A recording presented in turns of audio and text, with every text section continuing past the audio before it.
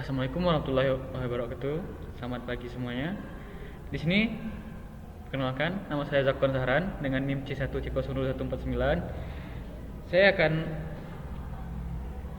membahas materi tentang stel-sel dalam pemungutan pajak, kendala pemungutan pajak, bentuk pengenalan pajak, pihak-pihak yang terkait dalam perpajakan dan pengurangan pajak. Oke, ini nama saya dan tugas dari dosen saya itu Wirmi Eka Putra SE MSI. Next. Ada 5 komponen penting dalam materi kita pada pagi hari ini. Pertama, stel-sel dalam pemungutan pajak. Kedua, kendala dalam pemungutan pajak. Ketiga, bentuk perlawanan pajak. Keempat, pihak-pihak yang terkait dalam perpajakan. Rincian dari pemungutan pajak. Itu yang terakhir. Oke. 1. Stel-sel dalam pemungutan pajak. Pemungutan pajak diperlukan dengan 3 stel-sel, yaitu stel-sel nyata, stel-sel anggaran, dan stel-sel campuran. By the way, negara kita Indonesia makanya stel-sel campuran. Pertama, stel-sel nyata atau real.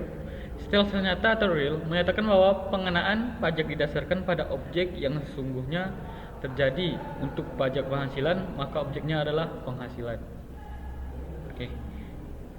Yang kedua, stel-sel anggapan dalam tanda kutip fiktif menyatakan bahwa pengenaan pajak didasarkan pada satu anggapan yang diatur oleh undang-undang. Misalnya, penghasilan suatu tahun dianggap sama dengan penghasilan tahun sebelumnya, sehingga pajak yang terhutang pada satu tahun juga dianggap sama dengan pajak terhutang pada tahun sebelumnya. Oke. Yang terakhir, stel-sel campuran menyatakan bahwa pengenaan pajak didasarkan pada kombinasi antara stel-sel nyata dan stel-sel anggapan. Pada awal tahun, besarnya pajak dihitung berdasarkan suatu anggapan. Kemudian, pada akhir tahun, besarnya pajak dihitung berdasarkan keadaan sesungguhnya. Next ya. Kendala dalam pemungutan pajak. Kelemahan regulasi di bidang perpajakan itu sendiri, kurangnya sosialisasi dan tingkat kesadaran, pengetahuan, dan tingkat ekonomi yang rendah, database yang belum lengkap dan akurat, lemahnya penegakan hukum berupa pengawasan dan pemberian sanksi yang belum konsisten dan tegas.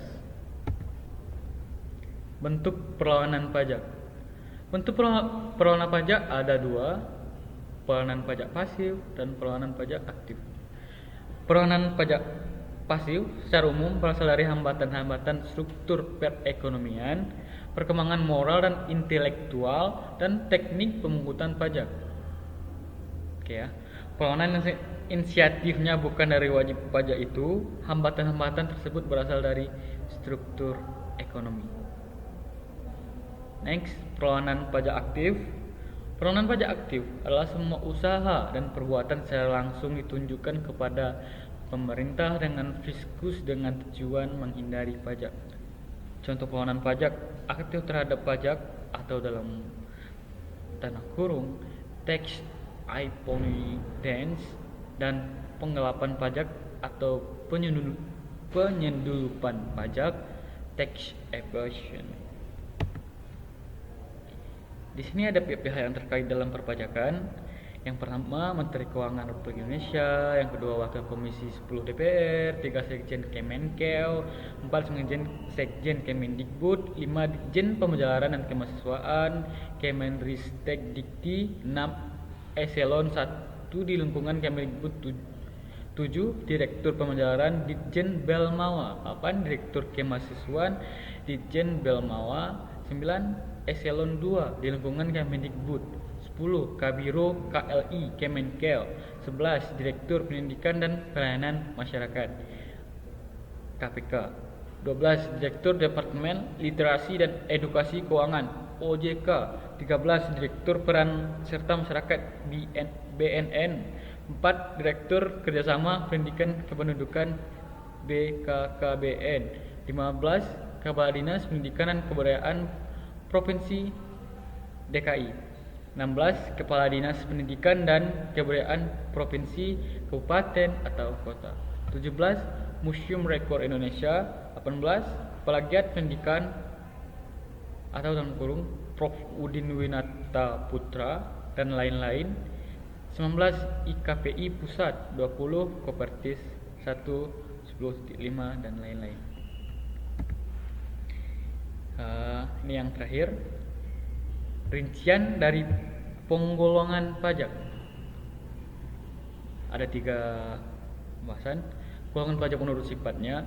Golongan pajak menurut sifatnya terbagi menjadi 2, yaitu pajak subjektif dan pajak objektif. Golongan pajak berdasarkan cara pemungutannya. Pajak menurut cara pemungutannya dibagi menjadi 2 juga, yaitu pajak langsung dan pajak tidak langsung. Dan yang terakhir, golongan pajak menurut lembaga pemungutnya. Pajak menurut lembaga pemungutannya dibagi menjadi 2, yaitu pajak pusat, pajak pertambahan nilai atau PPN. Kedua, pajak penghasilan PPH, pajak pertambahan nilai barang mewah PPNBM, pajak daerah, pajak kendaraan bermotor, PKB, pajak air dan air permukaan, dan pajak rokok. Jadi dapat kita ambil kesimpulan dari semua materi yang saya jelaskan pada hari ini. Kesimpulannya adalah stelsel pajak adalah sistem pemungutan pajak yang digunakan untuk menghitung besarnya pajak yang harus dibayarkan oleh para wajib pajak. Pemungutan pajak dapat dilakukan dengan 3 stelsel, yang ini stelsel nyata atau real, stelsel anggapan fiktif, dan stelsel campuran. Dalam pemungutan pajak secara umum, baik pajak pusat maupun pajak daerah, seringkali terdapat kendala-kendala yang melemahkan dalam pemungutan pajak, seperti berbagai peraturan pelaksanaan undang-undang yang seringkali tidak konsisten dengan undang-undangnya. Sekian video saya hari ini. Saya akan menutup dengan sedikit quote. Semakin keras kamu bekerja untuk sesuatu, semakin besar kamu merasanya ketika mencapainya. Terima kasih. Sampai jumpa lagi.